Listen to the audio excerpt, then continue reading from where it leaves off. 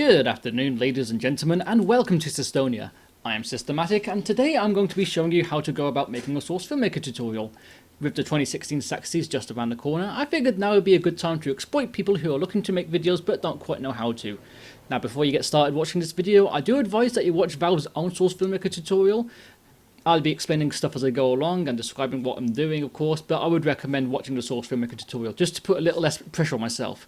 Also, don't forget, I'm not the best Source Filmmaker dude out there. There are possibly thousands, if not hundreds of thousands of people who are much better than me. But unfortunately, I've looked around myself and there doesn't appear to be that many tutorials, so you're kind of stuck on me. I guess I'm like the Comcast of Source Filmmaker tutorials. So without further ado, let's get started. Also, just a quick note, I'll be putting down all kinds of references that I've used in order to help me make Source Filmmaker videos in the description of this video below, just in case you want any references for the stuff that have helped me. So without further ado, let's get started. Now, for those of you who don't know, Source Filmmaker is a program I use in order to make my Source Filmmaker videos. Get it? The hint is in the name.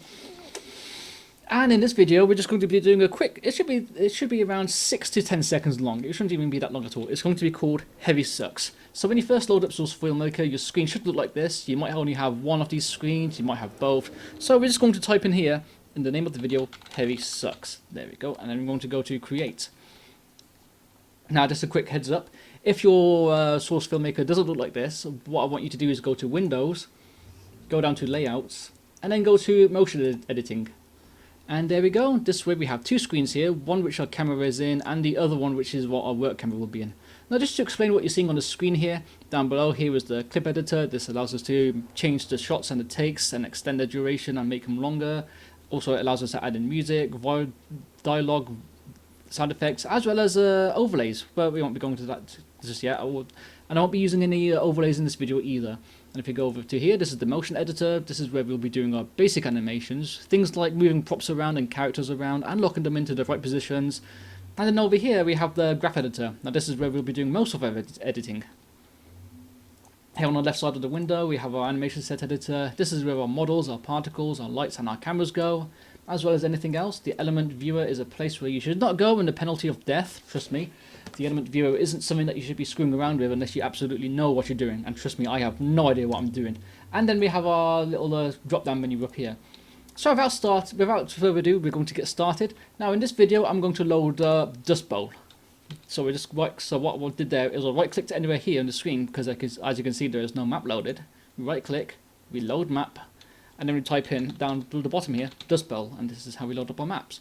Let's click on Capture Point Dust Bowl and open it up. Now, depending on how good your computer is, this will be a fast load, this will be a slow load. The program can be resource intensive at times, especially if you've got multiple models loaded up into the same map. Trust me, it can get quite bad. In my video, the Monster and His Creations, I had to split it up into 7 different segments because some of the parts had so much stuff in it that the Source Filmmaker couldn't cope with it. Right, so this is our camera. We have just loaded into the map. On our left here we have the work camera, and on the right here we have no camera. So what we want to do is make a new camera. So let's click on the drop down menu down here, go to Change Scene Camera, and then go to New Camera. And this is what's going to be recorded when we make our video. Now, this controls just in the same way as you would in free roam mode in Team Fortress 2. You hold left mouse button, you push W to go forward, S to go backwards, A to straight left, D to straight right, push Z to go up, push X to go down. Oh, sorry, but I pushed spacebar there, that actually played the video.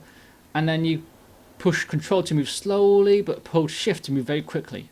So what we're going to do is go to a nice little spot, I say around, not there, maybe around here, no, not there.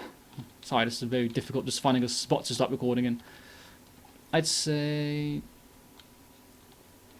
you know what, this is actually a nice place. I think this will do very nicely. So then we go to our work camera, we left hold the mouse button, and then we go move exactly the same. Now the field of view in this work camera has been increased a little. So what you want to do is hold the left mouse button, and while holding it, scroll the mouse wheel forwards. What this will do is give us a wider shot, and it'll allow us to see more, turn the camera around more, and well, just work a bit easier really, see what we're working on. I normally like to have the work camera zoomed in a bit more because it makes the shots look better. And there we go. Now since this is only going to be a 10-second shot, I'm going to show you how to fiddle around with the timeline here, the clip editor. What we want to do is move the mouse so it's slightly to the left of the end here. Just click and hold it and drag it down to the left until we get to around 10. There we go. And then we do the exact same here. We click it, we drag it down to the end, and there we go. That is our clip. It is around 10 seconds long. It might not even be 10 seconds long. It might just be 5 or 6. And now it's time to get our 2 models loaded in. We're going to be loading in Heavy and Scout. So anywhere in here, you can either click on the plus arrow here and go to New Model. I'm going to cancel that. Or you can right click anywhere in here and go to Model. Now what you want to do is type in Heavy. Just down in the bottom here. This is the filter. And it's a way of quick searching for our items and our models. So what we would do is drag down. And then we want to go to H&W Heavy. Now there's 2 different versions of Heavy. There's a Heavy model, which is DL, and there's a Heavy.dl. Now the difference between these 2 is that one has TF movies in front of it, while the other one just has TF. Now the difference between the 2 isn't that great. They can both be used, but from what I can tell, this one here is a high quality one, the TF movies one. But the one up here allows us to equip certain items in games, such as the zombie effects. Now let me show you the difference very quickly while we're here. New model. Let's go to Heavy again. Let's load in both these models. This is just for me to show you what's going on. Let's see, let's find a Heavy, wherever he is hiding. There we go, perfect. Okay, now what we're going to do is go to our timeline here, go to the motion editor, and what we're going to do is click on Heavy here. We're also going to click on this tool here, which is the manipulation tool. Let me just explain this for you very quickly. This is the move tool. And when you click on move tool, and then you click on the model here, you click on the base of it, which is essentially the root, and this allows you to manipulate its position in the world. Now you'll see that there's 3 lines, blue, green, red, and there's also 3 circles, red and green, blue and green, and blue and red. These allow us to move the model on certain axes, like the green one allows us to move it this way, the red one allows us to move it that way, but clicking on the circle allows us to move it both ways. So let me move the model over here just very quickly. There you go, that should be our higher model, and this should be our regular model. So let's right click on the Heavy here, let's go to Set Skin, and just click on, say, 6. There we go, that's showing us the zombie skin. Of course we have to add the items by ourselves, I think. Let me double check that, that's actually the Uber zombie skin. There you go, that's the zombie skin. So what we could do is add some items to that as a zombie skin, but we can't do that on this one, because for this one, we right click and we have the skins. We have 6 of them. When this goes to 5 here, that's bloodstained, and it's the same with 4. Although you can't really see the bloodstains on that, I guess I did it wrong.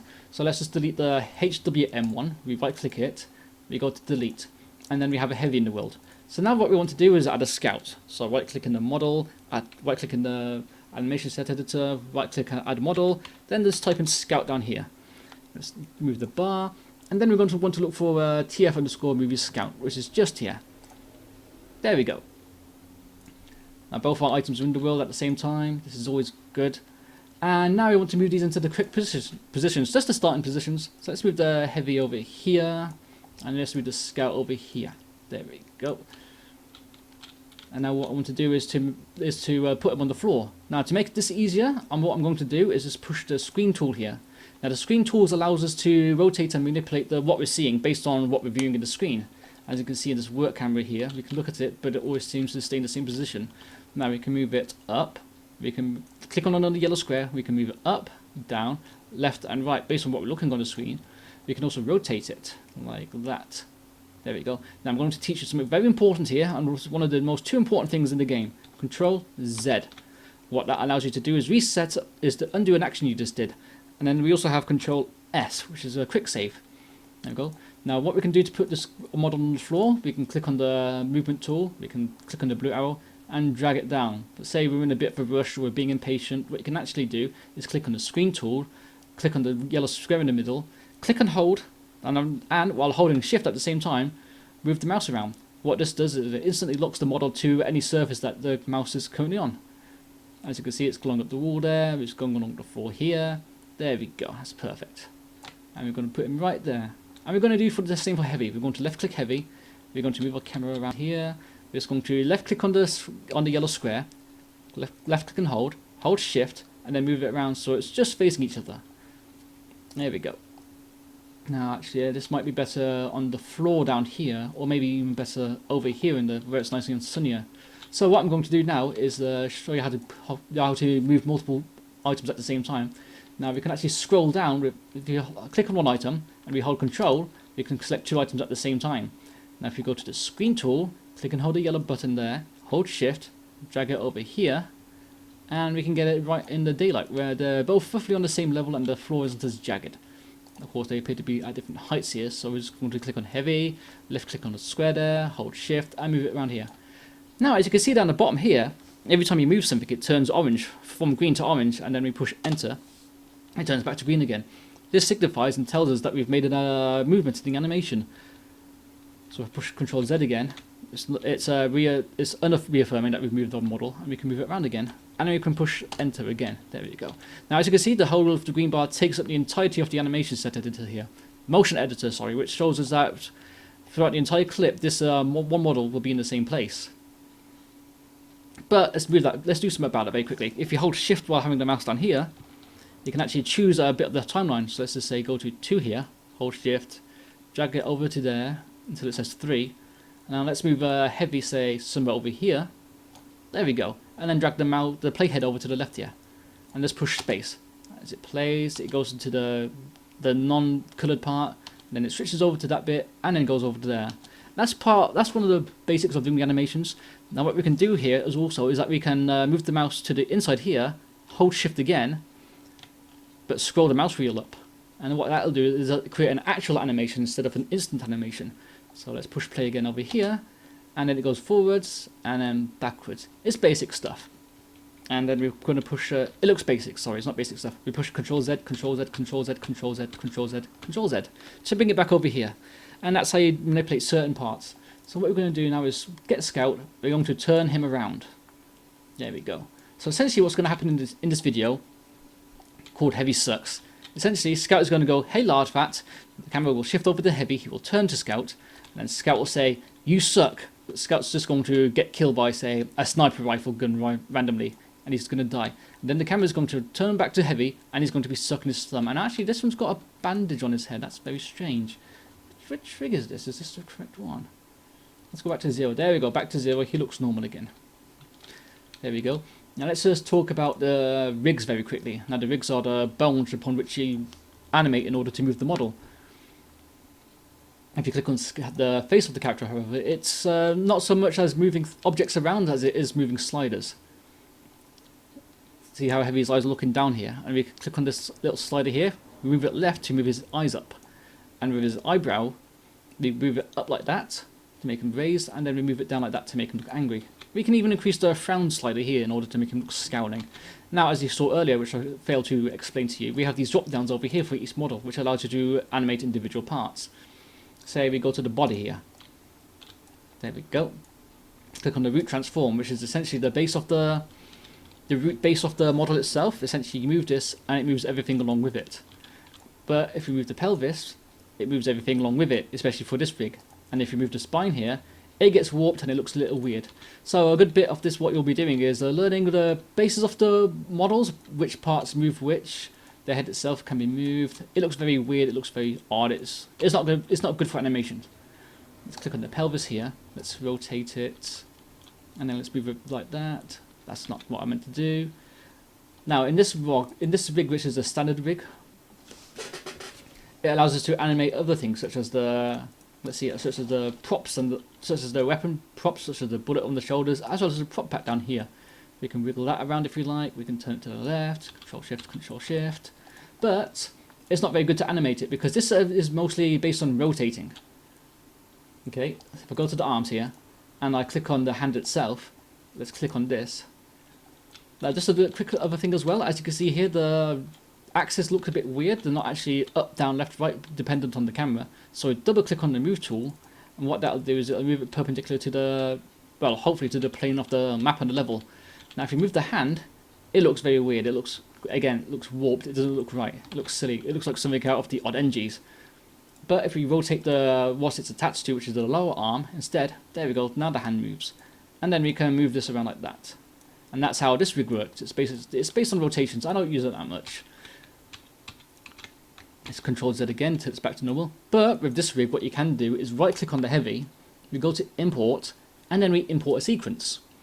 This is the bog standard reference sequence, but if you slide the mouse wheel down, or we click on the slide on the right side, we can go to stand, let's say stand loser. We left click on that, and we move the camera around it there, and it creates an animation for us automatically. Click on open, and there we go. Heavy is now cowardly hiding. let's click on the face very quickly. We can also animate these individually if you like. Click on face, let's go like that with the eyebrows. Let's make his eyes look wider. And left, down.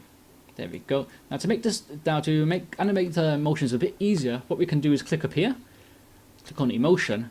And it'll go, and we can choose any of these, like upper sad. It can look like that.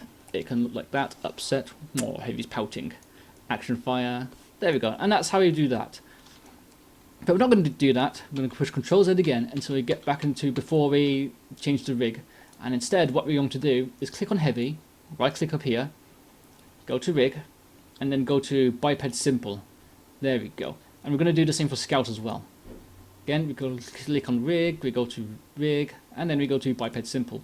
Now the difference here is that the movement is that the positioning of props and parts of the body isn't left to rotation. We can actually move it around by ourselves now, without it looking weird. Let's say click on the screen tool here, move the camera. We can move it left, we can move it up. It still doesn't look the greatest, but what's happening now is that it doesn't look stretched, it doesn't look warped. It's actually locked to the body, even if you could say. It won't go further down at certain points. Even though the position of it can, unfortunately, it doesn't go any further than that. This is so that we don't get deformed-looking models, which is a good thing. Control Z, Control Z, Control Z, Control Z, Control Z, and there we go. So now what we want to do is first putting in some voice lines.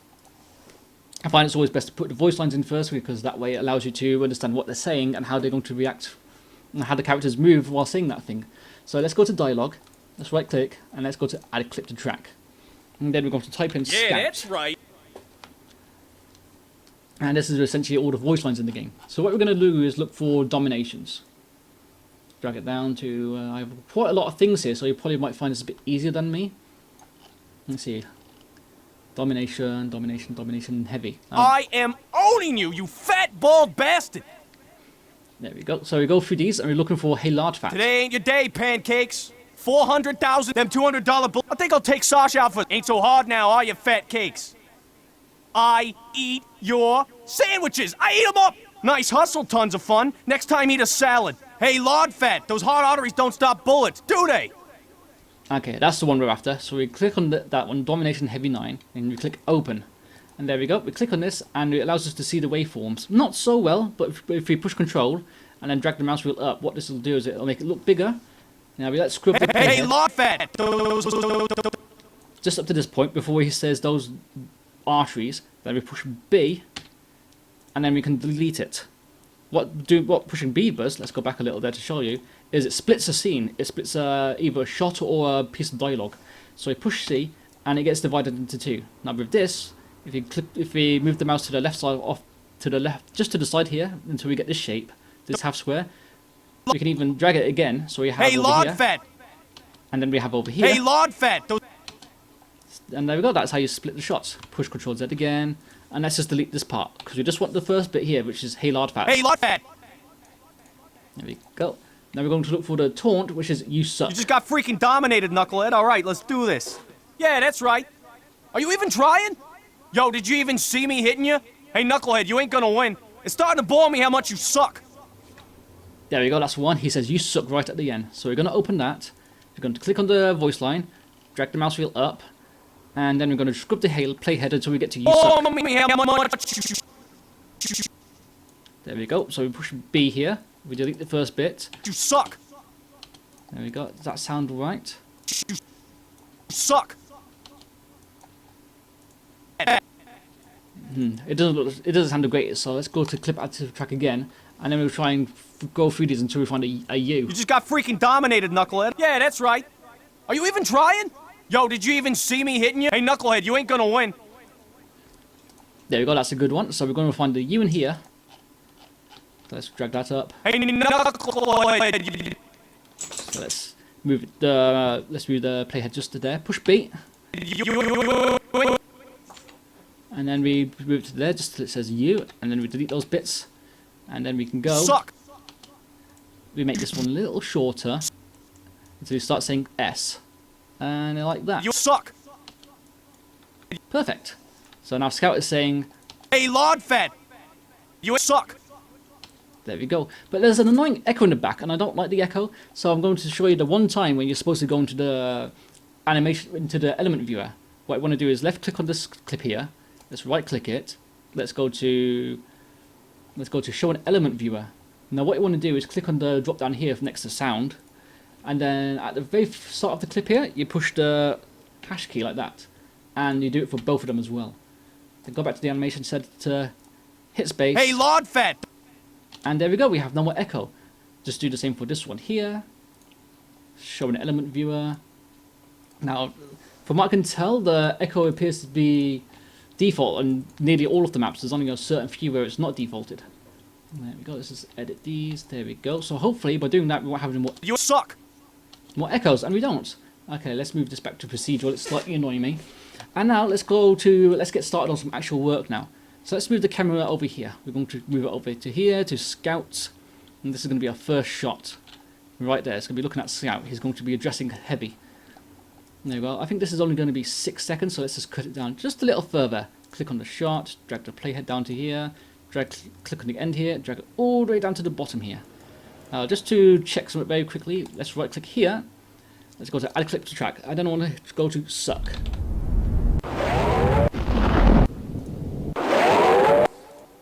Nope, not what I was looking for. Anyway, so first shot. Hey, Lord Fed!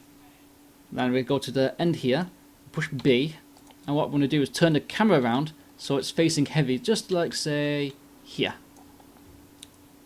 Then we go to the start of the, just before it starts to cut off into the talking, push B again, change the camera back to turn around.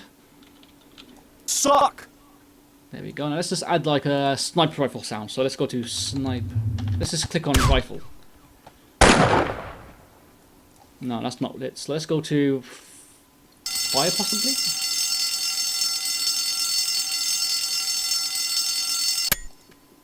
Sorry, that was a very long sound. And what we're going to do is look for sniper. Rescue Ranger, Thompson, Man Melter. It's kind of difficult to find some of the sounds because you think it's one thing, but it turns out it's another thing. So nothing there that's actually useful. So let's try sniper. Use the sniper voice lines, but drag it down to the bottom here. And let's go to, here we go, sniper underscore shoot. That's what we want. We want a nice hit like that. But it's a bit loud, so let's just right click it. We go to set volume and highlight the entire thing and make sure it's all highlighted like that. And then just click say 5. Okay, click 5. Okay, sorry, 0.5. I forgot that, yeah. 1 is the default, 0 is the silent. So there we go. 0.5. Nah, it's a bit too loud. So let's go to 0.3. There we go. Perfect. And let's just push like B here. And then let's just change the camera here, which is over to heavy. There we go. We'll be editing this all sort. We might have to edit this later just to make it look nicer and clean. Let's just bring the playhead back to the beginning of the video. Push space. Hey, Lord Fed! You suck! And there we go. That's the bigger basis of how the camera's going to look. So what we want to do is make Scout look a little, well, we want him to move to what he's saying. So, which is why I'm going to introduce you now to the graph editor. Now, the graph editor looks scary and confusing at first, but it's what I use to mostly animate things, and it's quite good. It gives us nice, it allows us to control the animations and how things move. So, what we want to do is move the playhead over to the 0 here. You can even push like forwards and backwards. That doesn't seem to work, does it? Huh. What does this even do? I don't even know. There we go. Just the brackets. The brackets allow us to move between the takes. So let's highlight the entirety of Scout and push M. Now what these are keyframes. These allow us to manipulate and move our characters. Let's go to Scout here, look in front of him with our work camera. Now let's click on, now using the screen tool, let's click the hand, move it over to here, and move it just so it's just at the end of its tether, so it looks a little crooked. And then we're going to rotate it like that. There we go, that looks a little natural. And we're going to do the same for the left hand. We move it in, and we move it up to it's just at the beginning of that, and we edit it so it looks like that. There we go. Let's look around it. Now Scout seems to be at a bit of an odd angle. He looks like he's arched back. He doesn't look like he's relaxed or natural. So click on the pelvis and we rotate him ever so slightly forwards. Like that. Perfect. There we go. We don't have to worry about the face too much. We'll be doing that shortly. Now we click on the entirety of the scout, push M again. That's just like a habit I've got ingrained into myself. Control S. There we go. Now what I like to do is when I'm moving a character, what I like to do is I like to do some locking. Essentially, locking is attaching one prop to another, and when the latter prop gets moved, the former moves along with it. So like what I do is I click on the chest here, and I bind it to the hands. And there we go. What this does is it allows me to move, say, the pelvis, like that. But the hands move along with it. Now if I didn't lock it, the hands would be in the wrong little place. Like that, they wouldn't be doing a lot of moving. So Control Z again, and let's relock it to the chest. There we go. And what I like to do now is animate the scout to the words that he's saying. So obviously he's going, "Hey knucklehead." Hey, lard fat. Or if you're saying, "Hey lard fat." Let's move his head up just a little so he's looking a bit more natural. There we go. But I don't like the dog tags. The dog tags, you need to animate those in the default rig. So what I'm going to do now is right click here, set body groups, go to dog tags, and then click on none. This allows us to say remove the hat of the scout if we want to attach another hat to him. And again, we're going to do the same with the chain. Right click, set body groups, chain, none. There we go. Also, he's freaking me out a little, so let's make him look up just a little to the left. Make sure those eyes looking like they're in the center. And there we go. Now what we're going to do is make another keyframe. Just when he starts talking. There we go. I'm just going to make him move down a little. There we go. And then we highlight all of these here. So holding a shift, we click on the pelvis. Then we click all the way down to chest. Click on the rotation tool. Click on the red line here, and then we go like that. Maybe even turn to the side here to make him look up. Okay, that was bad. Maybe do a few down here instead. And move them ever so slightly. Let's click on the head here, go to the screen tool, move it just like that. Click on scout again, push M. And now if you push space, Hey, lard. he moves a little. It's like a slight animation. Hey, lard fat. There you go. Now, let me talk about the spleens very quickly. The tangents, sorry. Now, we have 4 different types of tangents that I use. Anything past this line, do not use them at all. We have the linear tangent. What this will do is I'll make our animation as flat as possible. It won't smooth down. Let's click on that a few times. Push space. Hey, lard fat. Okay, so it's a bit too fast. So instead of scout for the time being, sorry, let's go to heavy just so I can demonstrate this very, very quickly. Now click on the work camera here, scroll the mouse wheel out a little so we can see all of the heavy. Go to the first part, right at the beginning here, push the bracket key. Or you can even do that on your keyboard, push the bracket keys on your key. I thought you could anyway. Huh. Interesting. No? That's strange, I remember hearing something about bracket keys. But anyway, enough about that. Push N here when you're highlighting the entirety of heavy. Click his hand. Now Hey, lard. go over here. Push the M key again. Highlight the entire lot, push the M key. And then click on the hand. Now let's move it so it's up there. And let's rotate it so it's over like that. This is just like a demonstration. Highlight the entire lot again. Push M, this is what I like to do. Now we highlight both these keyframes. And you push the flat linear tangent there. Start it up at the beginning. Push the space button. Hey, lard fat. And there we go, that's an animation. As you saw, it's quite flat. It starts from one place and then ends at the next. Hey, lard. There we go. Now next along the line here, we have the flat tangent. What this does is it gradually starts from, think of it like it gradually starts from where it is, and then it speeds up, and then it slows down to where it arrives. And I push space. Hey, lard fat. There you go. You probably can't see it there because it's a bit too fast, but let's just go right to the end here. Let's go a second even. Start at the beginning. Hey, lard fat. There we go. As you saw, it was a slow start. Hey, lard fat. It speeds up in the middle, and then at the end it slows down into its position again. And then we have the second final one that I use, which is the spleen tangent. What this does is it sort of overshoots the... it overshoots the position of the tangent afterwards.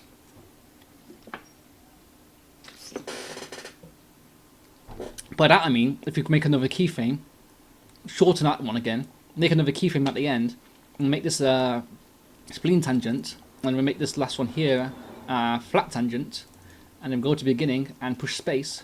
Hey, lard fat. There you go, you see that? It slowly creeps up. Hey, lard. it goes to the point here, but it overshoots it. It keeps moving up to that point. Now, this is good because it allows us to make more natural movements in our characters. It makes it look a little more better. It makes it look less robotic-y. Better yet, we can even manipulate this even further to make it just, if we want to fine-tune it just the right way. I don't usually do this that often, but when I think that something looks these little tweaking, we can click on any of these little squares, or better yet, we can click on, say, position. Say we want it to, the hand to overshoot only the left side here. Click on that. Make sure we've got the right side here. There we go. The green one here. What we can do is click on that, and we can make that a flat spleen, a flat tangent. But we can make sure that this position and this position are spleen tangents. So let's click on that keyframe. Make sure there's spleens. There we go. Better yet, we can even do that to this one here. We can make it a flat tangent. So as you can see, we can even do it to only the positions, make it flat. And we can also, so if you look at the hand carefully here, you'll only see the rotation moving. You won't actually see its position moving. It's very quick, but that's what gets the job done. And that's and then we have this last one here. This is the step tangent. I don't use this that much for animating. The only thing I really use it for is if I'm moving props around from one thing to another. Say, if Scout's holding a ball and I want him to throw it to another character, what I'll actually do is I'll have two balls, both having the same animation.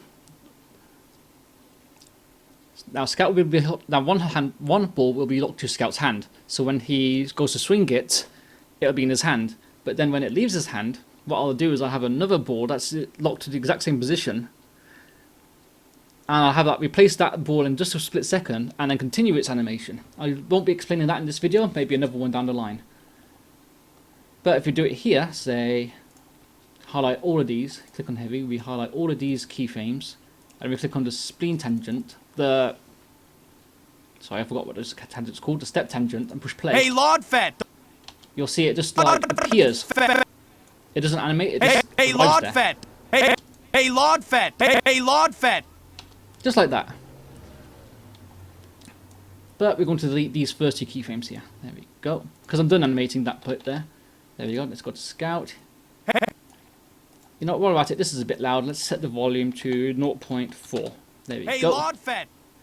Nah, it's too quiet. 0.6. There we go. Perfect. Hey, Lord Fat!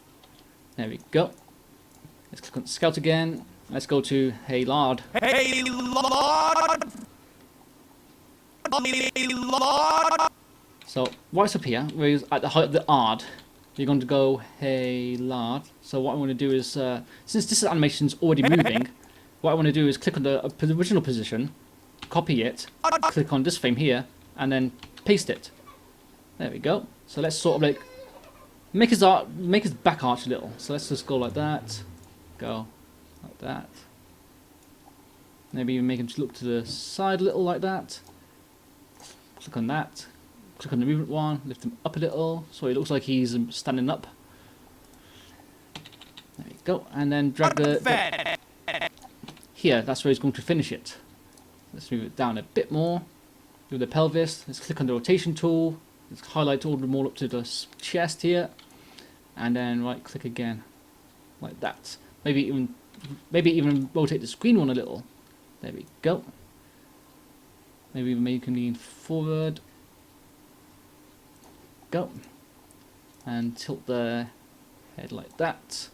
There we go. And we highlight the entirety of the Scout again.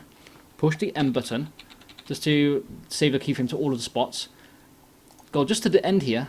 Push M again. And there we go. And let's make all of this spleen tangent. There we go. Now if I was going to make this a flat tangent, a linear tangent even, start it. Hey, Lord Fat! As you saw that was very rough, it was very smooth. It didn't even show us that much. That's because I had everything highlighted down here. So let's just go back to root here, start from the beginning. Hey, Lord Fat! That looks a bit weird, doesn't it? It looks flat, it looks robotic. So I'll click on the graph editor again, highlight the entirety of Scout, click all of these, then we go to move it into a spleen tangent. There we go. Click on pelvis again. Hey, Lord Fat! Don't think I like that. So let's just, instead of that, so let's move this over here. Let's copy the first keyframe, copy, paste it, drag it just a little down here, move all the frames just a little to the left there, and let's play it again from the beginning. Now, as you saw, if I highlight all of these and push play, Hey, Lord Fett! it looks very rough. The frame rate lowers. So let's just go click on one of these and then push space. Hey, Lord Fett! There we go. As you can see, it's a fresh, crisp, and smooth frame rate. Hey, Lord Fett! And since these two are now these two are exactly the same frame, but because it's a spleen tangent, what it's doing is it's sort of winding up in order to get to the next position. So let's scroll very slowly. Hey, See that? He sort of moves backwards ever so slightly, hey, moves forward, Lord moves up, Fett! moves to the side, and then it sort of jerks a little just so he can correct his position. It overshoots and then it moves back into that position. It's good for, it's like, if you get your own hand, have it like flat in front of you, but move it up quickly, it sort of jerks. That's the best, well, that's the best way I can describe it to you, really. There we go. Hey, Lord Fett! And we're going to make him talk now. So that requires going to the face.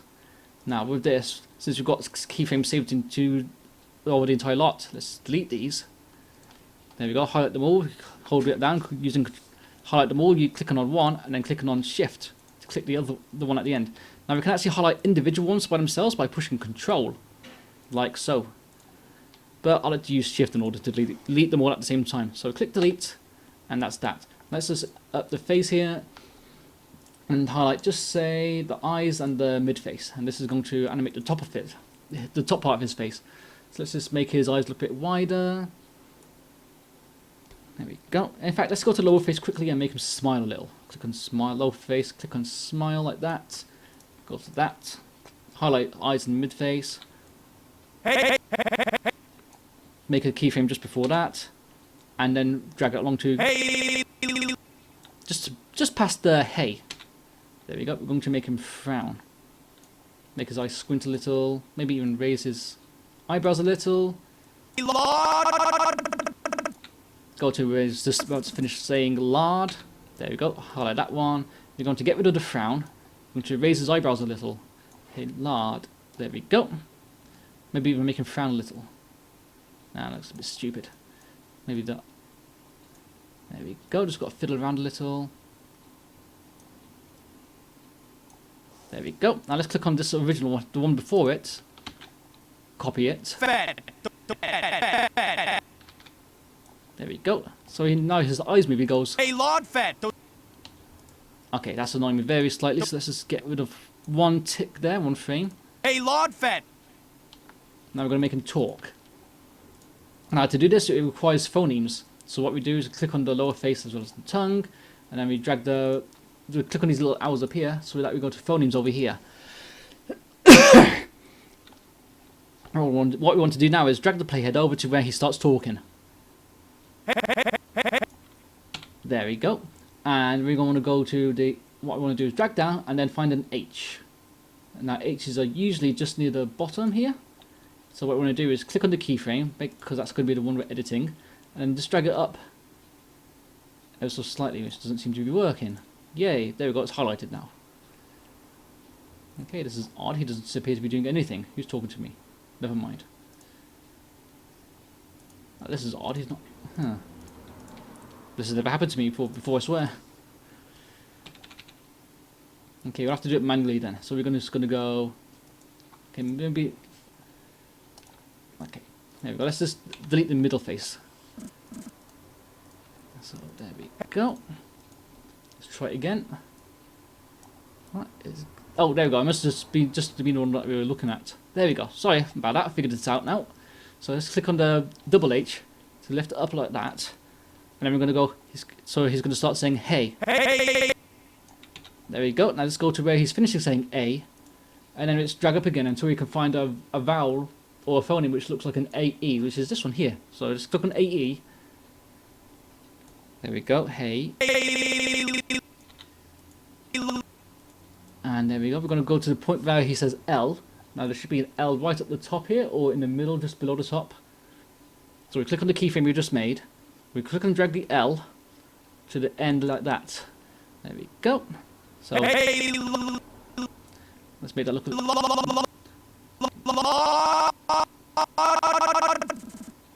Okay, let's go to where it's about to say D. There we go. That's the D. Now let's drag it up, or maybe even. There we go. So we go to the D here. Click and drag it. Let's lower the jaw a little because sometimes it doesn't look as a thingy. And here we're going to say we're going to find the R A H. Drag down a little. There it is. Let's just drag it up here. And there we go. Drag to the where it's about to start saying F. Push, make a keyframe. Click it. Scroll up. Go to F. Drag it like that. Then scroll a little further until we get to the T. Which will be right there. Click the keyframe. Find the T and the phonemes here. There we go.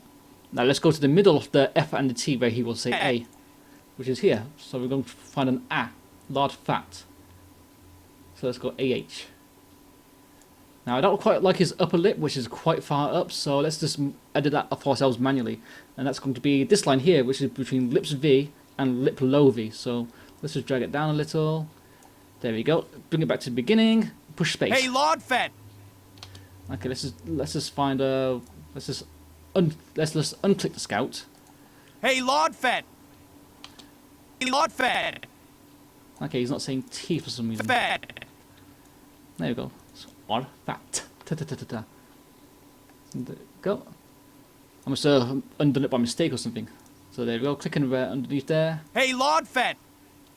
Nope, the A's gone now. Whoopee. Fed. Fat. Oh, so I must have bugged it up somehow. Let's go to H. As you saw that there, it doesn't seem to be doing much. So if you click on the jaw vertical here, which says jaw V, let's raise it like that. And there we go. Let's start it from the beginning again. Let's click out here. Hey, Lord Fed. There you go. It looks good. Hey, Lord Fed. Hey, Lord Fed. Okay, that's that bit done. What we want to do now is actually animate the arms a little. Make them look like they're actually moving.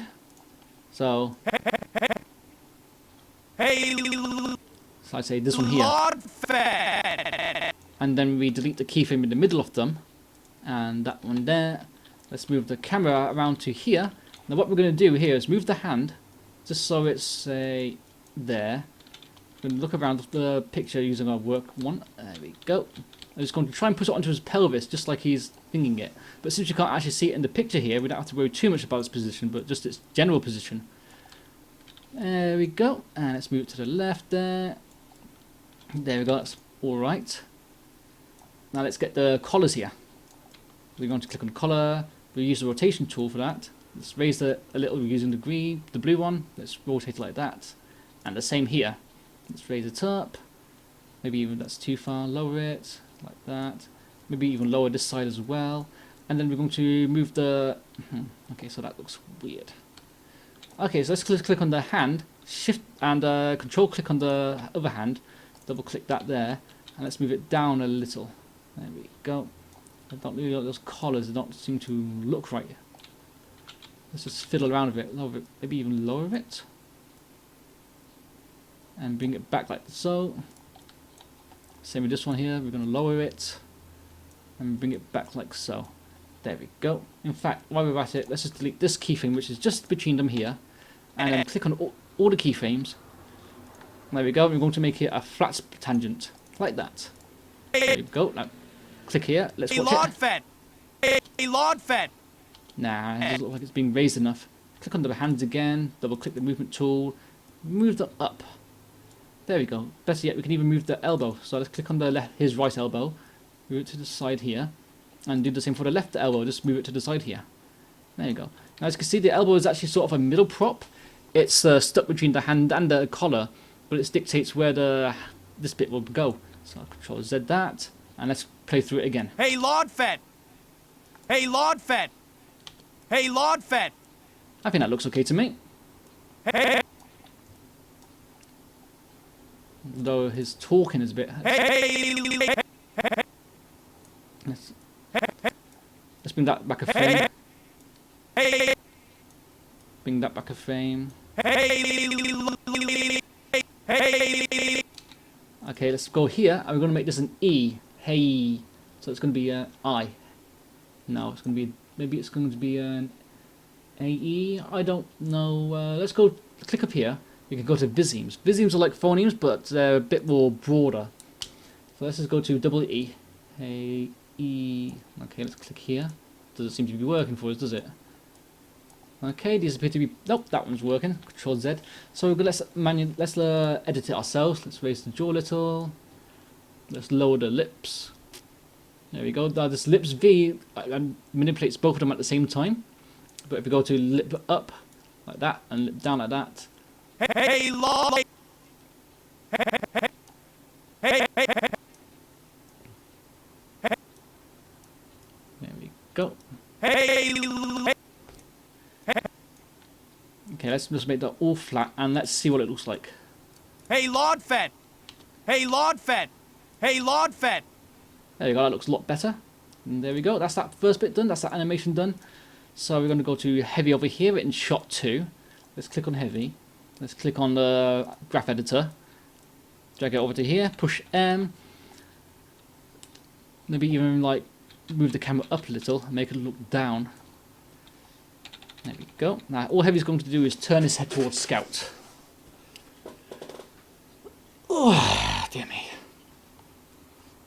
So the best way to do this would be to, again, lock the chest to the hands to the chest like that.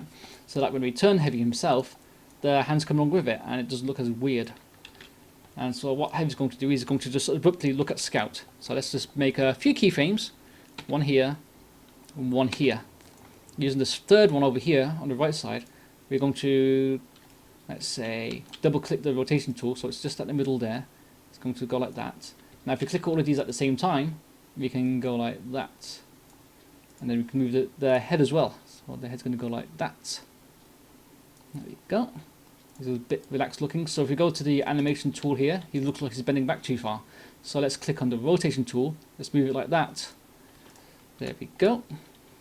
Then click it back over here. And if we highlight all of these at the same time and make it look just a little like that, make the head over to the left here. Make him look like a further looking over there. There we go. Push M. Make a last keyframe over here. Click on all of the keyframes. Then I make him a spleen tangent. There we go. Click there. Now hopefully he's just going to jerk his head to the left suddenly. Okay, that's a bit too slow. So what I want to do is make this a bit thinner. The distance between these two. Maybe even move that bit further up ahead there. There we go. Make those all spleen. Just respleen them even. You suck. Hey, Lord Fed. You suck. Okay, it looks a bit too short there. So what we're going to do is move everything over to the right ever so slightly, like that. Now click in the middle of the shot here, so it's an eye, and let's just go like that a few frames. There we go. Because it looks like the reflex, even the movement of it, is a bit too quick. So let's go like that. There we go. You suck. Let's even make it a bit further back like that. You suck. Perfect. So let's go to the face here, heavy's face. Now here, let's make it so that his, in the third part here, he raises an eyebrow. So what I want to do here is go to, like, say, this little slider here, drag it all the way to, nearly all the way to the right there, just like a few bits off, and go to brow in B, and then just raise it like that. There we go, and we can even go move it to the left side there, and go to close lid, drag it to the left ever so slightly. There we go, move it to the middle there. Now what I want to do is copy that keyframe, and drag the playhead there, make them all a flat tangent like that. There we go. Let's move his eyes now. So his eyes, I think, would move before he looks. So let's just delete these ones here. There we go. Click on that one here. Push M. Move them to the right, like that. Drag the playhead over. That's too far to the left. Right. There we go. You maybe even move it down a little. There we go. Okay. So what we're going to do here is actually move to the left so it looks like he's turning his head. Make another keyframe there. But when it's finished, when the movement's finished in this one here, go to eyes again, move it to the left. Like that. There we go. There we go. That looks a lot better. Now let's just make them all flats again so they don't sort of flicker around. You suck. Maybe move the camera a little closer, like that. Perfect. Now, let's go to shot 3. Scout's in his default position, but since his rig is like that, what we can do is click on shot 1 here, go to the graph editor, click on Scout, click on the last keyframe here, Control C, go back to our clip editor, go to shot 3, go to the graph editor, click on Scout again, go to beginning here. I just want to show you this with the work camera, create a new keyframe, we're using the M button, highlight the entire lot of it, push Control V. There we go, that didn't seem to do anything because his arms aren't... Now the reason why that's happening is because his arms aren't locked to his chest. In shot 1, he finishes the shot with his arms on his hips, so what we want to do is actually lock those ourselves here. So we go to his chest, we lock those to the hands, like so, highlight the entire lot again, click on the entirety of the keyframes, Control V. And it's not working, huh? That's an interesting one. Yeah, that's odd. What's going on here? Okay, let's try clicking on this one here then, the one that's just 3 away from the end. There we go. Back to shot 1. Click on that, push Control V. There we go. His face doesn't look the same, so just want to take a quick sample of his face from the animation here. There we go. But now what we want to do is, doesn't matter where we have it, just anywhere around here. Be shift and hold it, drag a little, Control V. Now let's go to Control A to select it all again. Push the motion, go back to the clip editor, go to shot 3 here. Click on the motion editor, Control V. Click on the face, sorry, Control V. There we go. Now he's going to say, you suck, then he's going to get shot in the head by the sniper rifle. So let's just make him say, you suck. So he's going to sort of like turn his body to his left and raise his left hand and raise his right hand to say you suck. Maybe change the camera a little like that. So then we go. You suck. That's going to be his finishing position. So what we're going to do is go to the pelvis, his spine, double click that. No, actually just single click it. There we go. So it's going to be like that. Rotate it this way. Move the eyes even, so it's looking to the left there, make it look down. So he's looking just to the side of the camera. And then let's move, click on his hand. And there we go. Let's move it like that. Like he's pointing. There we go. Nearly there. Move it forward just a little bit more. Let's raise the collar so it looks like it's moving with him. And it doesn't look like there's a gap here.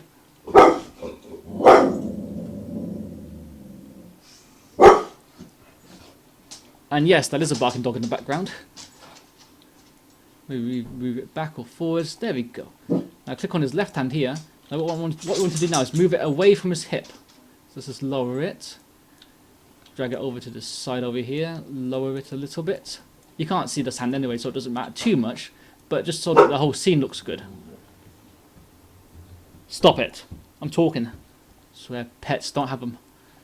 There we go. Maybe even move. See, let's minimize the entirety of the heavy. Click on the head. Scout. Let's rotate it like that. Now let's copy that keyframe at the beginning. Click it there. No, let's do that there. Push M here. What we want to do now is rotate it so that the pelvis and the spine, he's sort of like leaning forwards. Click on the pelvis, lower it, like so. And the hand is going to be moving a little there. There we go. So push M again. Let's just drag over to the right here. Push M again. Let's highlight the entire lot, make it a spleen tangent, and see how it looks. You suck. I don't quite like that. So let's click on the right hand here. Let's just sort of like move it down. His elbow looks a bit gammy there. Also, let's make him point. Now, to make him point, we click on the right fingers here, drop it down, highlight the entirety of it all, except for highlight the middle finger here, down to the pinky finger, click the rotation tool, and then just rotate it so, that's wrong, rotate it so only his index finger is there. There we go. Let's raise the index finger a little like that, make it look a bit more natural, like so. Let's get that thumb in place as well, like that. Like this, make it nice and natural looking. There we go, he's now pointing his finger at Scout. That's heavy. Click on that, highlight the entirety of the keyframe, copy it, move the playhead over to here, select the keyframes, and paste it. Let's make that a flat tangent instead of a spleen one, and let's make the hand here, let's make it finish on a flat tangent as well. Because because the hands are attached to the chest, it moves automatically with the chest, but if I had it on a spleen, it would move as well as what it's being manipulated by the spleen. So let's play that now. You suck! You suck! There we go. Actually, let's move him towards heavy little. Okay, so let's go like that. Copy that, paste it, and then we spleen it all again. You suck! You suck! You suck! Okay, let's look at the hand, and let's make that spleen tangent just to see what it would look like. You suck! You suck! You suck! You suck!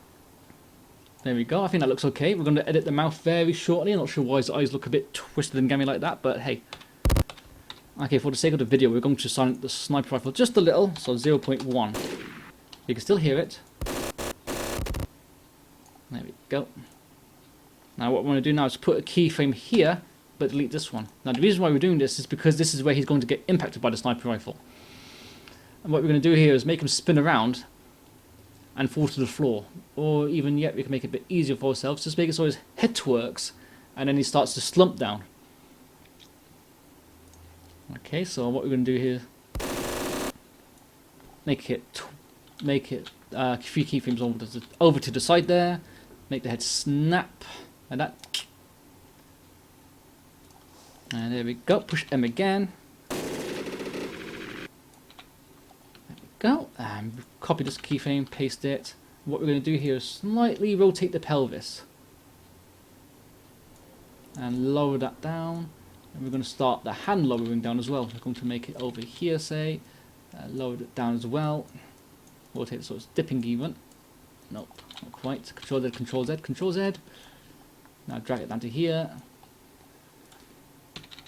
And let's see how this looks. So he says, "You suck." You suck! That's too fast. So instead of 2 frames, let's make it maybe 3, and let's move that along over here. Now, because he's getting hit in the head by a sniper rifle, it's not going to have a sort of pre-movement to it, so it's just going to be a straight snap. So what we want to do here is click on the linear tangent, like so. Start it from the beginning you again. Suck. You suck!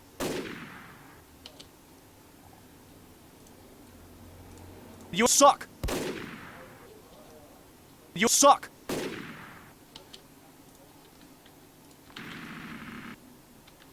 Okay, so there we go. Let's try this differently. Click on the pelvis here.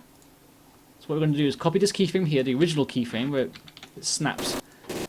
Click on this one here. Let's add a little bit of rotation to it here. Like, say, here. You suck! Ooh. So let's go to the keyframe that's just before the last one. I'm just going to make him rotate like that. And then we're going to move him down a little. Yes, it looks weird from this perspective, but that's not a bad thing. You'll see what I'm doing very shortly. We'll lower the hand down here, like so. Make it look like it's dropping from here. He's not singing Disco Nights. And push M. Now what we want to do is drag this over to the side here, because this is going to be a bit of the movement. And for the sake of this, we're going to spleen everything. We're going to make this keyframe a flat tangent. Unhighlight everything. Start from the beginning, push space. You suck! You suck! Okay, so let's click on this here. Let's make this a flat tangent instead of a spleen tangent. And let's move this even further down the hill here. So let's try that. Maybe even move this one down a little further. And drag this one a bit closer. You suck! You suck! Don't think I like that.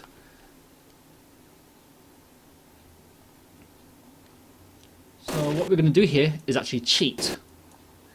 And cheating is quite easy. What we're going to do now is we're going to use one of the default animations for Scout getting shot in the head. So let's undo the locks here. We don't have to worry about it now because our animation is mostly done. Click on Scout, click on the motion editor, and we're going to push M to make a bookmark. Now, in the animation editor, by pushing M, you make bookmarks just so you can recognize where things are. What we're going to do is hold Shift here, drag to the end of the take, like so, and then we're going to right-click on Scout, import, right-click on Scout, sorry, rig. We're going to click on Detach Rig, biped simple. Then we click on Scout up here on the top left. You right-click, import, sequence. Now we're going to look for death, a headshot, which is just here, primary death headshot, and push enter. There we go.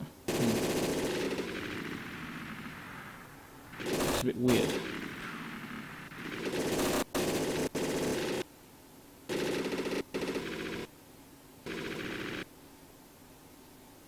So let's try this and let's click on, instead let's shift click here, paste it to the end, copy it, go back to a bookmark, left click, shift hold it there, and paste that instead. Let's see. Now what we could do here is click on just to the left of it here, and drag it. There we go. So let's see how this looks now. And highlight the lot. Looks very weird. We don't like that. We don't like that at all. Click on Scout again. Shift Z, Control Z, Control Z. Let's try.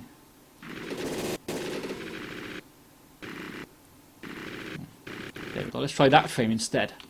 Copy, paste, drag to the side. Let's watch that and see what happens. Suck! Okay, we're getting there. Highlight the entirety of the Scout, Control Z. Let's go a frame to the right here. And maybe even just drag it along to a frame there. You suck!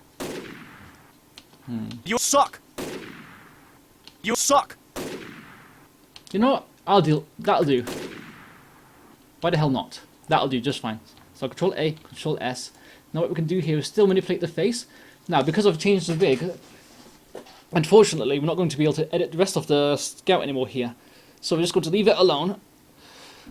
We're going to leave the arms and the legs, all that alone. And instead we're just going to focus on the face here. Let's just go like that. Let's just copy the eyes and the mid face. There we go, push M. You suck! Just where he's saying suck. Push S. Suck! Push. Make another keyframe there. He's going to raise his eyes like that. Close the lid. You suck! Maybe just like that. Then just going to click on that frame, keyframe there. There we go. Let's move it back a little. So we've got this like. He's got this sort of like eyebrow raise when he's saying You suck. suck! And here, this when the bullet hits. There we go. Let's make another keyframe, just a few frames down. And let's sort of like here, what we're going to do now is make his eyes go into his head. We're going to get rid of the frown, raise the eyebrows, like that. Perfect. And this lower face and tongue, we're going to make him say, "You suck." Which is basically instantly. So let's just drag the original keyframe over to the left here, and like that. What this is going to do is it's going to make a bit of distinction between the two talking, even though it's not in the shot. So his mouth is changing, it isn't going to change instantly, it's going to look like it's gradually changing. So let's go to the phonemes up here, drag the camera down to a Y, like that.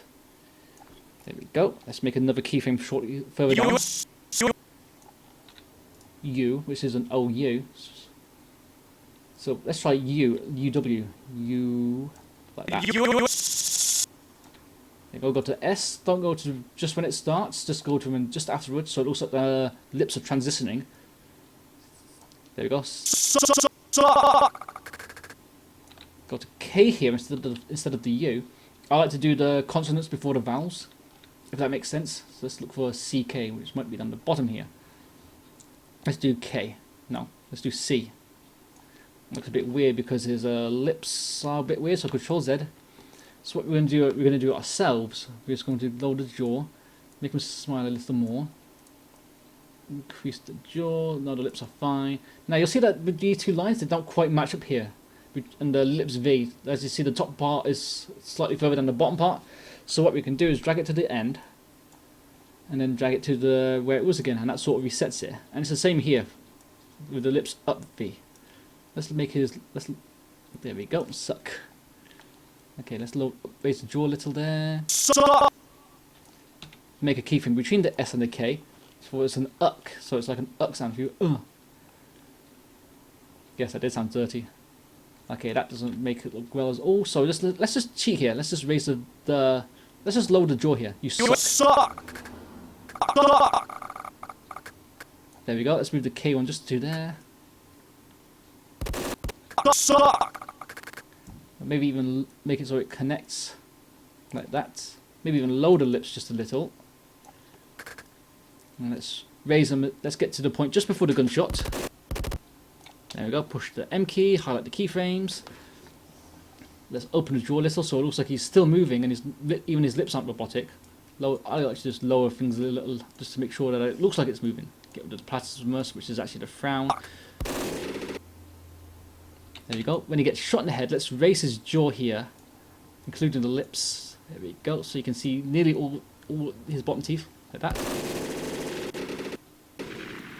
And then down here, actually no, that looks good enough. There you go. He's still smiling in death. You suck. You Perfect. suck. You suck. You know what? That actually looks good to me.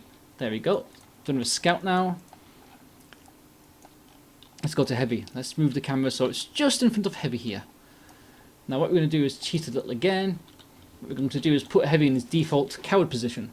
So import, no, rig, detach rig, rig heavy biped simple.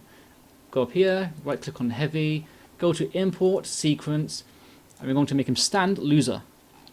Let's go to stand loser here. Now stand melee, stand loser. There we go. Now we don't want him so he's actually So we don't want him so he's actually moving here. So what I'm going to do is cheat a little so it's just staying in the one position. If I push play, he'll be moving. We don't actually want him to move. So let's highlight the entirety of the heavy, click and highlight a single frame, copy it, Control A, highlight the entire lot, Control V. Now it's going to paste that position all across it except for this one bit which is just copied because there's still movement in that frame. As you can see here, he moves a little. So let's just choose any other frame now, copy it, Control All, paste it. Now there's no movement. There we go, perfect. Move this camera here, move it over there. So now what we're going to do is right click heavy. We're going to go to rig. We're going to go to biped simple. Go to his arms. There we go. Now in this scene, heavy is going to be actually sucking his thumb. So we're going to bind the right hand to the chest, but the left hand is going to be bound to the head. Let's lower the pelvis as well. There we go. So make him even smaller looking. Maybe even say, make him look back a little like that. Make it so he's not so tucked in. I think the head's actually looks a bit weird.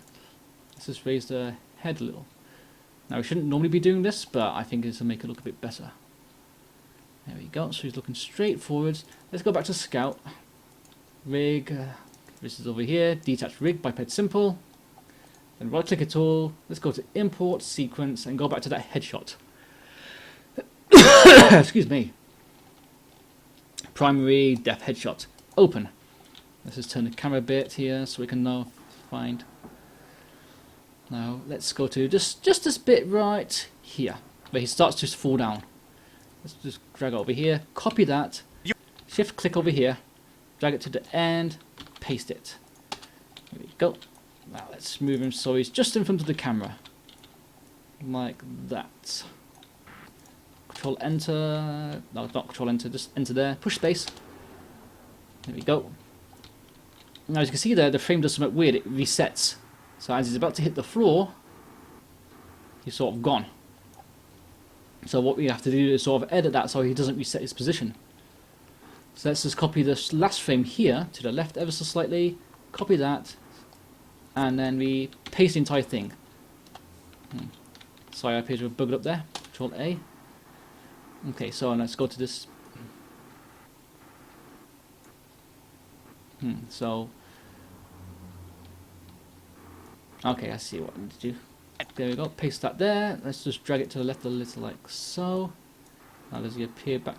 Yes, he does, unfortunately. Okay, that's fine. We're just doing a little testing. So what we can do is copy that, and paste it there, and then using this bit here, let's just move it all the way down.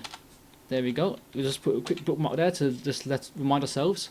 So it looks like he's actually falling over if we play it. Like that, see? He's gone. Let's look up here. Let's increase the field of view for the camera here. Okay, let's just move that over here because we're not going to be making him talk anymore, and we'll be using that a bit later on to animate a few other things. I'll explain this shortly. Let's go to his face. Click on his hand. Because his hands locked to his face, we're just going to go like that. Now let's just stick his thumb out ever so slightly. Let's just go to here. Like that. Stick the thumb out like so. That looks good to me. Click on the hand. Move that to a position where it looks like he's going to be sucking it. Maybe even up a little. Move it like so. Like that. Let's move the camera off to the side here a little. Perfect. And there, just trying to get a good angle like that. So now we're going to animate his face. We're going to make his eyes look forward, to the left slightly, increase the brow, increase the closed lid. Going to make him look scared. Then we go to his mouth, we raise it a little. We're going to purse the lips up, so we're going to go to lip up volume like that, and lip volume down like that. Then we're also going to pucker the lips. So there we go. It looks like he's sucking on his thumb now. Looks a bit weird though, so let's move the hand a little. And let's rotate it so it's just in his mouth. I think he's going to have to pucker a little harder than that, so let's go down to here. Let's lower the lips as well. There we go. Now how does that look?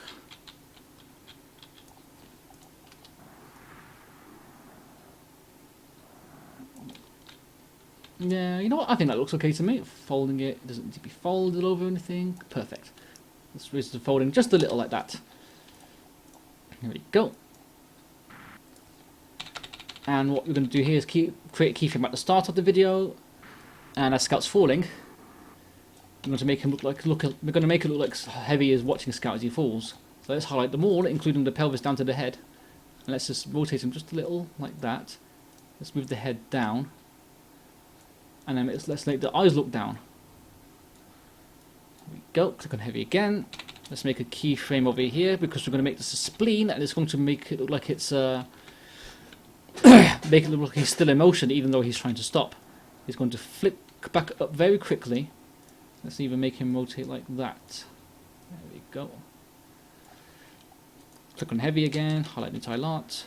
We're going to create another keyframe at the end here. Now this is all going to be spleens. Click on chest or anything really. I push space. And let's make him look like he's looking around a little. So pelvis here. Let's just click onto the left here. Rotate it to the side. In fact, let's click on the entire lot. Double click on this. Let's see. Rotate to the left a little. To the side there. Make him go down a little because we want him just to be on the same plane even. It's going to be like that. Let's rotate his left collar. Let's rotate like that so it moves with his head. So it doesn't look a bit like it's staying in the same place. And then that again. So we're going to get this keyframe, copy it. And then you're going to go over here, just a bit further, and just make sure that the distance here isn't too short. We're going to make him move look to the right. So click on it all, double click on the rotation tool, to the left. Let's raise it up a little. Down, so, and then his head's going to move to the right like that. There we go. I think that looks okay to me. There we go. Now we're going to make this all a spleen, like so. Click on the beginning here.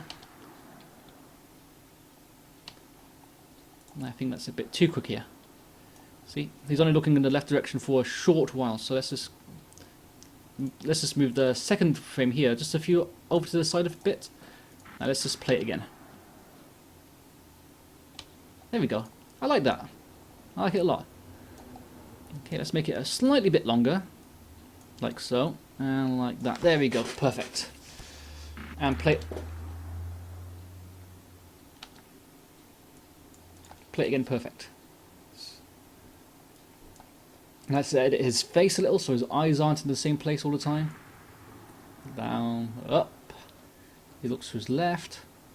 Don't have to worry about that because it's being hidden by his face. Again, we can cheat, but now we have to go to the right here. So let's make it go left. Also, he doesn't look like he's scared enough there. Also, let's make him squint a little here at the end. Perfect. Copy that keyframe, paste it there, and let's make all of these a flat tangent, like so. Now we're going to do one last thing. I'm going to tell you how to introduce your own sounds through Source Filmmaker. The only problem with doing this is that it sounds very tinny and it's not very good recording. But in the video description, of course, I'll be putting in a video that'll tell you how to import your own custom sounds into Source Filmmaker, like music or such. So let's click over, say, here. Now what I want you to do is just now you don't have to do this yourself, of course, but I'm going to do it for the sake of this video. I'm just going to be making this sucking sound. I'm just going to go. So now we push Y, just tap it once, and then suck your, and then I'm going to suck my thumb. Okay, go. And then stop. There you go. By doing this, we're actually putting our own recording into the video, like so. Hey, Lord Fed! Okay, that sounds atrocious. Even though I thought it went well. So let's make Scout's body hit the floor first, before anything. So that's going to be his hitting the body place just there. Now, you can just go to, like, say, effects here, add clip to track, and type in Man, I hope body. nobody saw that. Go to medium impact soft. There we go. Let's try it again. Perfect. There we go. Set volume so it's like, so it sounds a lot more quieter. There you go. Drag the mouse up. Go. Now we can make that into a. It's pretty much done now. We can actually even make this into a video, but we're not going to yet. I really want to get this sucking monsters down, so it's maybe squelch. Nope, splat.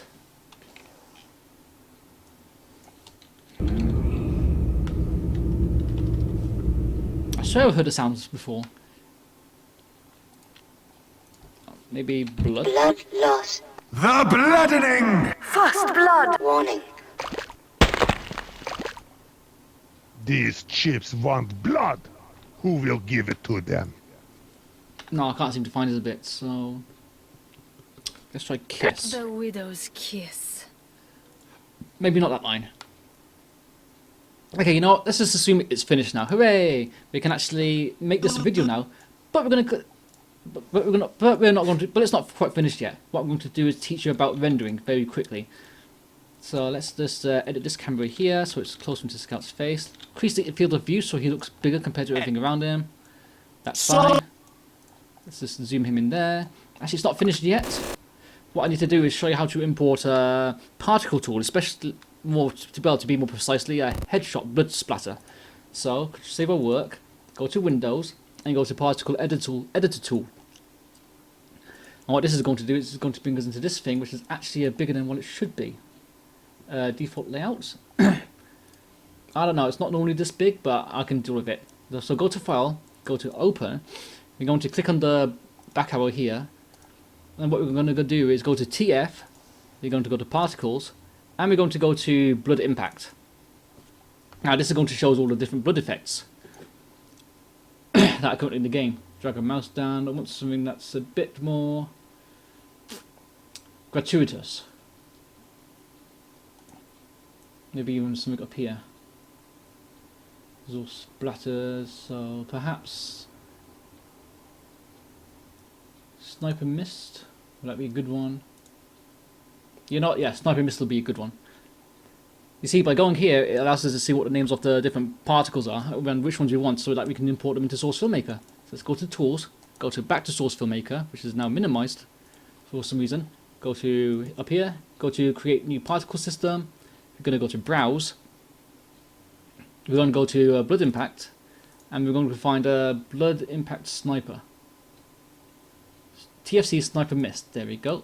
I'm just going to push OK there. Now this is going to create a particle in the world. Let's go to the transform. Click on the animation motion editor. Now holding Shift and click, we sort of wanted to come out Scout's head. So hold the yellow button here. Hold the yellow square. Hold Shift. Drag it just so it's say on the side of his head there. Or better yet, to make this a bit easier for ourselves, perhaps we can even lock it. So go to the head, transform, lock it there. Now what we do here is by locking it, we can lock it to the head, but the animations won't be locked, it'll just be locked in wording. So what we do is we go to the 0 here, click over here, left click, drag it all the way to the right. That's the heavy's head, I do apologise. Let's just minimise that. Instead, let's go to Scout's face, head. There we go, not the transform, sorry. We're going to do it to the transform here. There we go. You click on the Scout's head, drag it over to transform, click on transform, then drag the 0 up here. What this does is it syncs the different animations together. So it syncs the animation of the head to the animation of the particle. So let's see how that looks. Suck. Looks alright, but let's double check it. Let's just zoom out a little because you sometimes have to rotate these. Okay, there we go. I think that yeah, it's definitely pointing the wrong way. As you can see, I'm going to assume that this here is the out trajectory of the bullet. So what I actually want to do is rotate it so it's coming out Scout's side of his head, where his head flicks. There we go. Enter that. Let's try it again. Enter. Shift. That's a bit better to me. There we go. You suck. Now let's say we want to add some items to the game. Let's say we want Scout Heavy to wear a hat. There's two ways we can go about doing this. I'm going to go about cleaning it up now. What we can do is right click here, click on new model.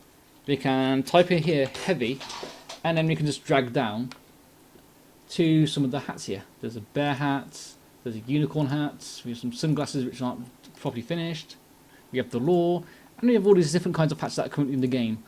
Or what we can do is right click on Heavy, and we can go to Add Team Fortress 2 item. Now as long as you know what the item for Team Fortress 2 is, better yet I can even show you how we can help with this. Let's open up the Team Fortress wiki. Drag it over to here. We click on Heavy. And then we drag down to find a hat that we like. So let's say we want him to wear the... Let's say we want him to wear the Bunsen Brave, or maybe even the Gridorian Guardian. So let's minimize that.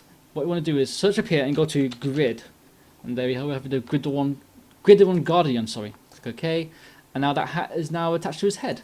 Let's just set the skin for it, which is 1. Huh. Looks a bit odd, it's not red, but there can't be choosers. And let's just do the same here. Click on Heavy, right click, add Team Fortress 2 item, type in Grid, Gridorian Guardian. There we go. Okay, it's clipping through his thumb, so we don't want that hat. Okay, we don't want any head guards. Let's just go to Gibbous, why the hell not? Heavy, right click, add Team Fortress 2 item, type in Gibbous. Let's just go to the ghastly Gibbous, why the heck not? There we go, now Heavy's wearing a Gibbous, so that you can't see his forehead. You can't see his eyebrows raised, which is a bit bad. Scout, add Team Fortress 2 item. What about, say... How about Bill's hat? There we go, Bill's hat, that'll do very nicely. And go over here, let's add another Bill's hat to his head. Bill's hat, perfect. Perfect. Now we could actually make that the way it is now. So I'm going to show you about rendering very quickly. We're going to save it, go to File, we go to Export, and then we go to Movie. And this is our animation. This is our rendering screen. Now this is the button here. We changed the resolution of it, 720 to 1080p. Now you might not be able to see the 1080p. I think that there's some. I think they have to actually input you one line of code. Again, there'll be a link to how to do that in the description of the video. So let's just click on the 720p for the time being. We're going to import the entire sequence. It's going to be in format MP4. We don't have to worry about that too much. But what you do have to worry about, what I worry about anyway, is the difference between MPEG and the H.264. Let me show you quickly. Go to MPEG-4 here. Let's click on these 3 tools. I'm going to go to Ryan. This is where I save all my work. SFM. We're going to click here. We're going to rename it, say, tutorial. Why the heck not? Double click on that. I'm going to call this MPEG V for version. Save it, and then we're going to export it. Now again, depending on how good your computer is, this might take a few seconds, it might take a lot longer.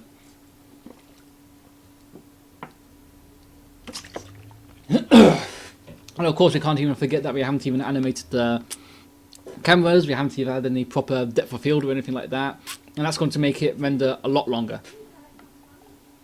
There you go. If he looks down, he looks up again, looks to his left, and then he looks to his right. That's nearly perfect. So let's load up the video here, go to my videos, where I left it, SFM, tutorial, and then double click Hey, it. Lord Fat. Now, you can probably notice a problem already. It's very dark looking. Hey, Lord Fat.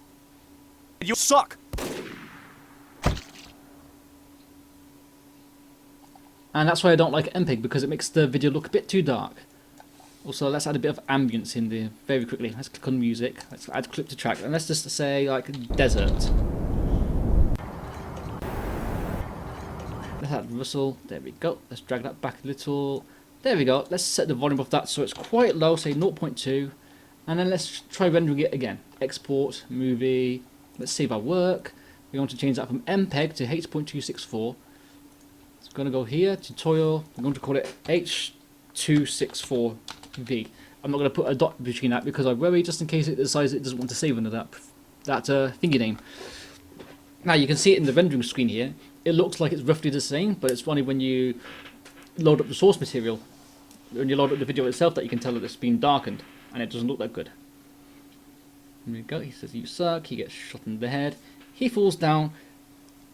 And then Heavy ends up sucking his thumb. That's the joke. Haha, everybody likes it. It's funny.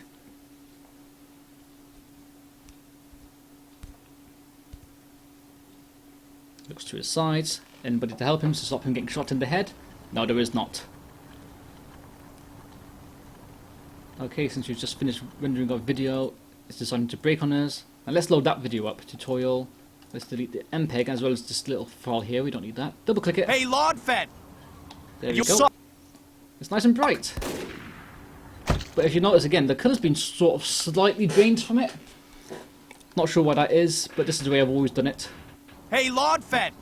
And that looks okay. It looks a bit choppy because I'm recording at the same time. Now let's make it, but that's our video sorted. We can now post that to the internet if we like.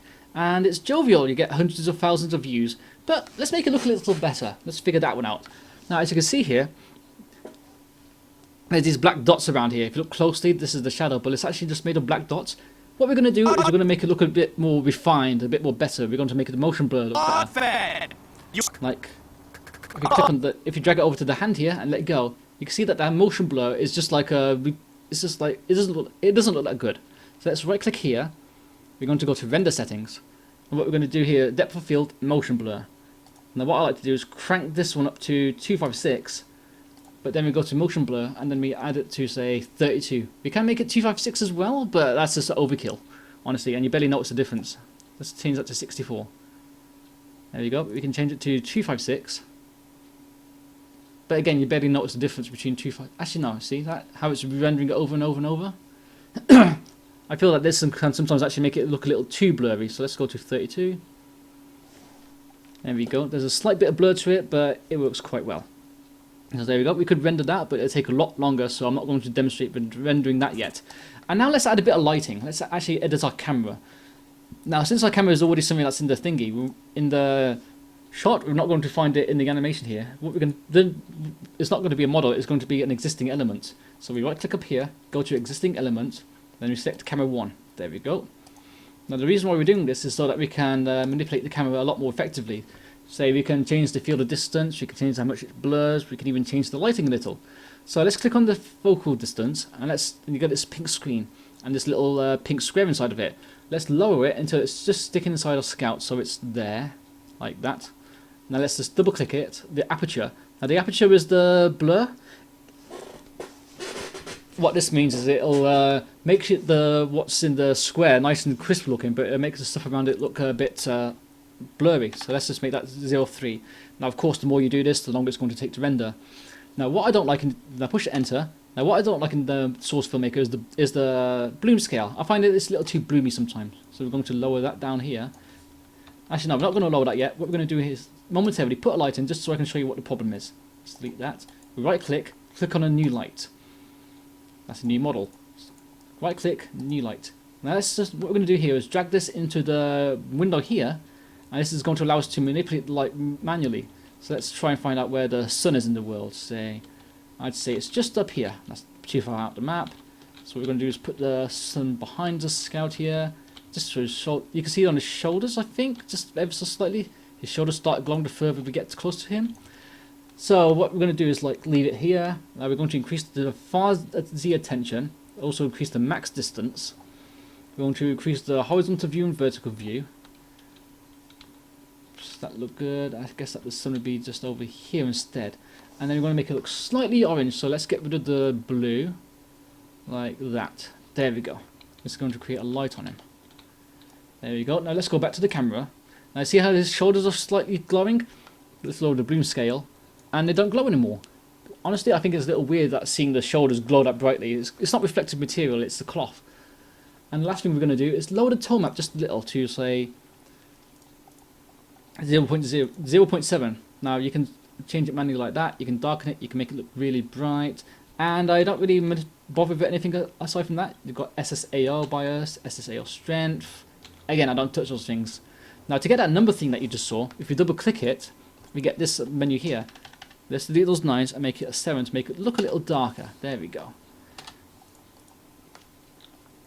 There we go, it looks okay to me, but we're going to add one last light, just for the camera here. I'm just going to make it to the side here. We're just going to add a bit of depth. Essentially, what we're going to do is add a bit of depth. So let's go to the shadow here. You can see there's this big shadow on the screen here on the side here. What we're going to do is go to shadow filter size, and it's going to all but get rid of that. What we can also do is lower far the attention. I guess that's not doing anything. There we go, that's perfect. Looks a bit freaky as well. And now let's lower the intensity of it. Nearly all the way down.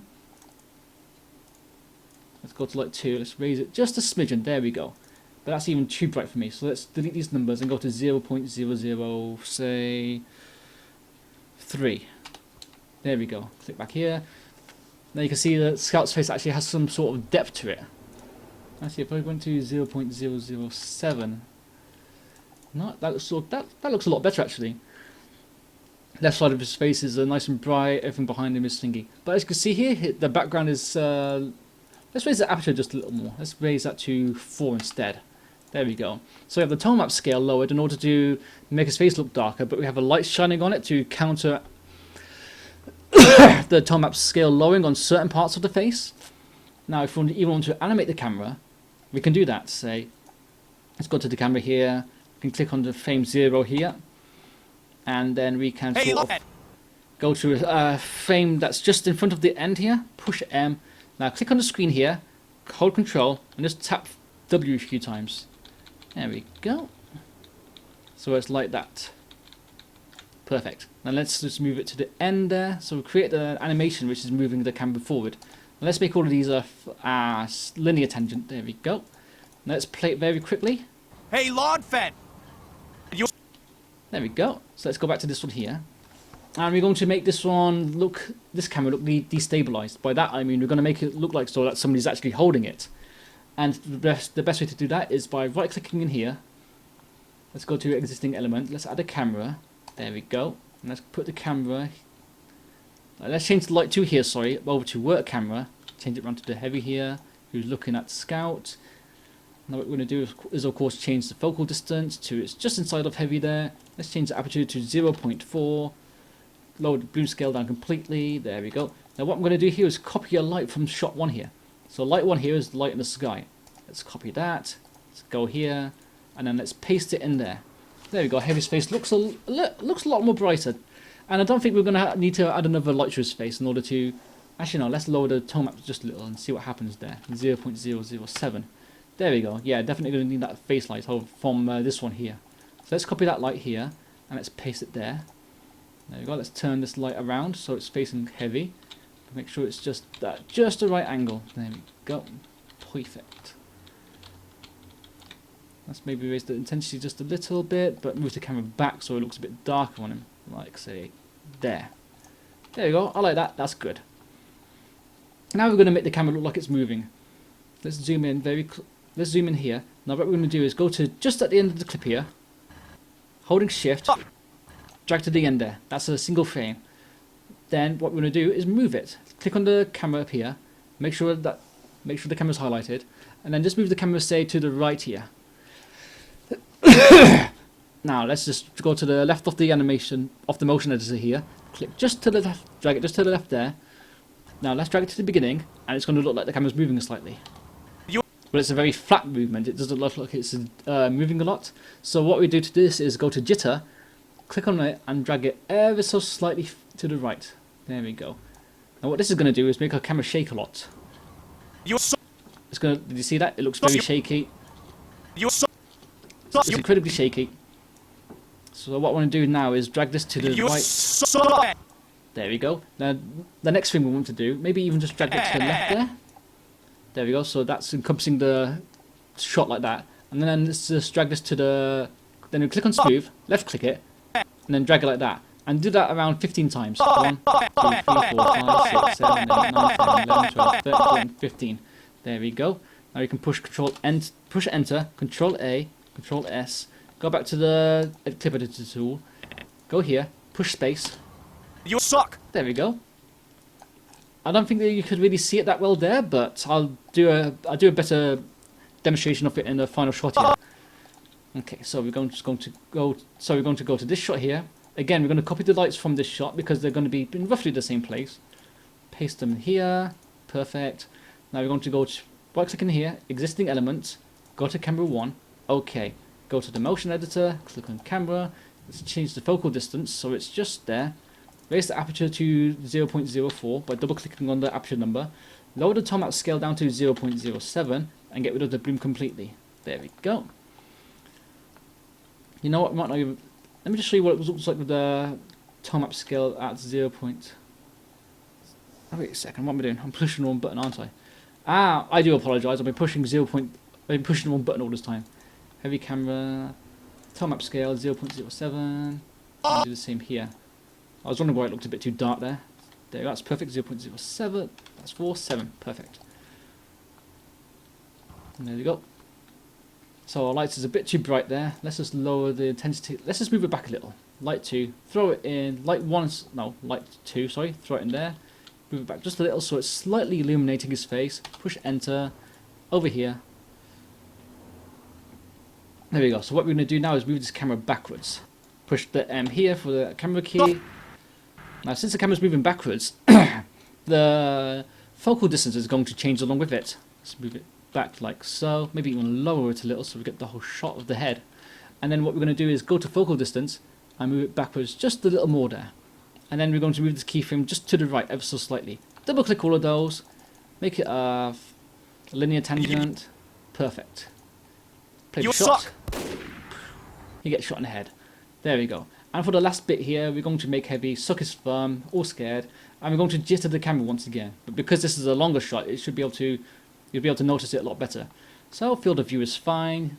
Heavy is encompassing the most of the shot. Let's go to here for the field of distance, focal distance. Aperture again, raise it to 4. Tone map scale 0.07. No bloom. Oh, that's the SSAO. Control Z that. Lower the bloom scale. There we go. Perfect. Let's copy the lights that were in shot 2. So copy those lights by that. Click on shot 4. Right click. Paste it. There we go. Let's click on camera again. And there we go. Let's drag it over to the side here. Let's go to the let's highlight the last frame of the shot. Let's go to the left, slightly left here to create some motion. Let's move the camera, say, here. Now let's just make this a bit wider. Motion to the left there, the frame to the right. And let's add a bit of jitter. Let's make it slightly higher than the last one. And smooth it, say, 20 times. 6, 7, 8, 9, too much jitter. 14, 15, 16, 17, 18, 19, 20. There we go, perfect. Enter that, Control A, Control S. And there we go. Now let's play it.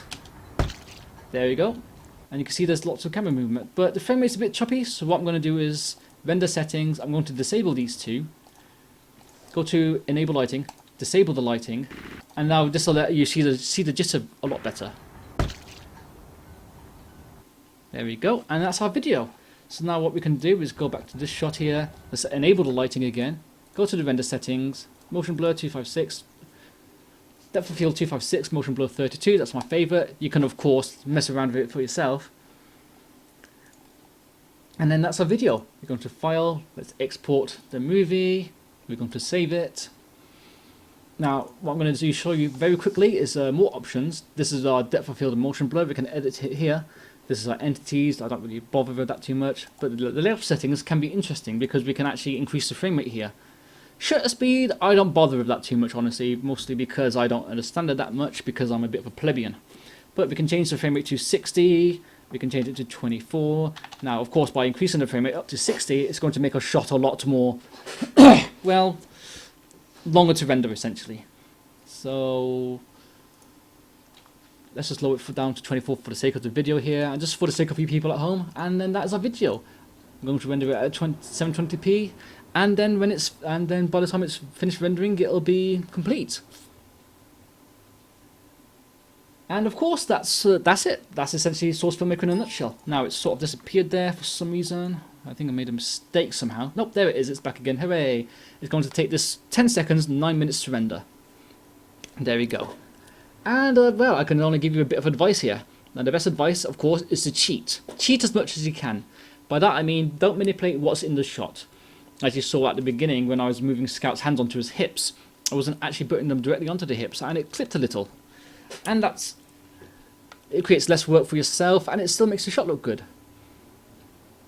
Now, unfortunately, I don't have any more advice for you. The only thing I can recommend is for you to actually is to experiment a little, try different things, and of course, if you ever get stuck, I've got plenty of resources that have helped me make my videos. And maybe I'll do this another time. Maybe I'll actually do a live stream of making a video. But of course, that's all the time we have. I've been Systematic, and a big thank you all for watching. This has been a Source Filmmaker tutorial. Hey, Lord Fed! You suck!